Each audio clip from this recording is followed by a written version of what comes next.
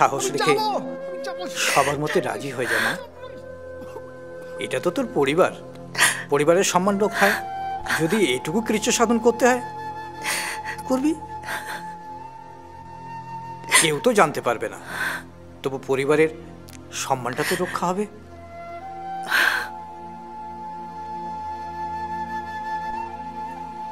বাবা, আজ দেখি মেঘনা চাইতেই জল। হঠাৎ আমার কথা মনে পড়লো। কেন এমনি আসতে নেই? এমনি? এমনি তুমি কোন দিন এসেছ? আর এটাকে সঙ্গে করে নিয়ে এসেছো কেন? খুব জরুরি একটা দরকারে এসেছি। তোমার কাছে আমি একটা জিনিস রাখবো।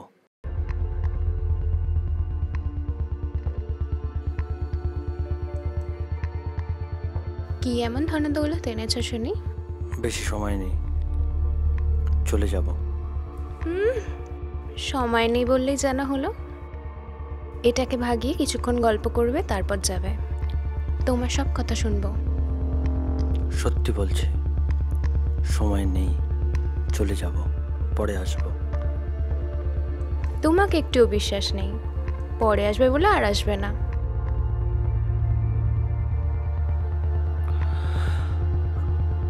আসতে তো আমাকে হবেই।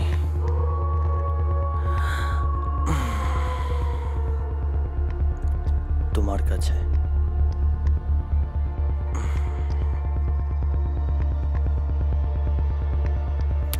এই মোবাইলটা রেখে গেলাম, আমার দরকার পড়বে, তুমি রেখে দিও।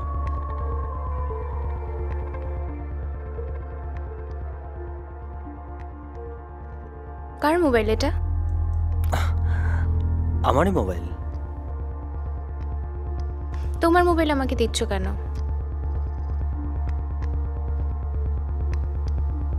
পরে বলবো, আজ চলি। চ।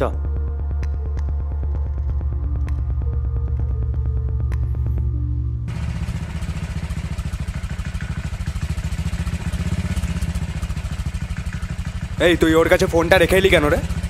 তোর মোটা মাথায় সব ঢুকবে না। মিতার বরটা এখনো কিছু জানালো না, যদি পুলিশকে খবর দিয়ে দেয়, তাই মালটা দিয়ে আসলাম।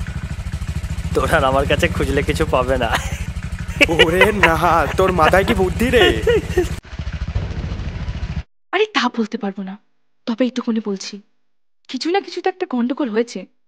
বৌদিমণির মুখটা দেখে মনে হচ্ছে আর পারছে না, খুব অশান্তি। কিন্তু আমাকে কেন ডেকেছে? আরে আরে আমি বলতে পারবো না, তবে বলেছে এক্ষুনি না গেলে খুব ক্ষতি হয়ে যাবে। আরে যাও। আচ্ছা চ দেখি, চ। আমার অনেক কাজ আছে, আমি যেতে পারবো না। আর তোমাকে একাই যেতে বলেছে, চলো দেরি ঠিক করো না। আছে, চ দেখি। যাও যাও। আচ্ছা আচ্ছা।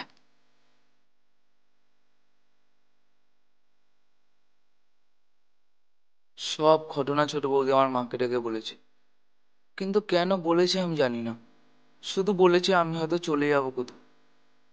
তোমায় সব জানিয়ে গেলাম, পারলে প্রতিশোধ নিই। কিন্তু স্যার আমরা ভেবেছিলাম কোথাও পালিয়ে যাবে, ভাবিনি বৌদির এভাবে মারা যাবে। কিন্তু স্যার আমার মাকে খুঁজে দিন। আমার বিশ্বাস ওই দুটো ছেলে কুন্তল আর বাপন আমার মাকে সরিয়েছে। আমরা স্যার গরিব মানুষ, আমার বাবা নেই, দোকান করে খাই। তাহলে বুঝলে হালদার, দায়িত্বটা কিন্তু অনেক বেড়ে গেল। I hate criminals, but I like crime.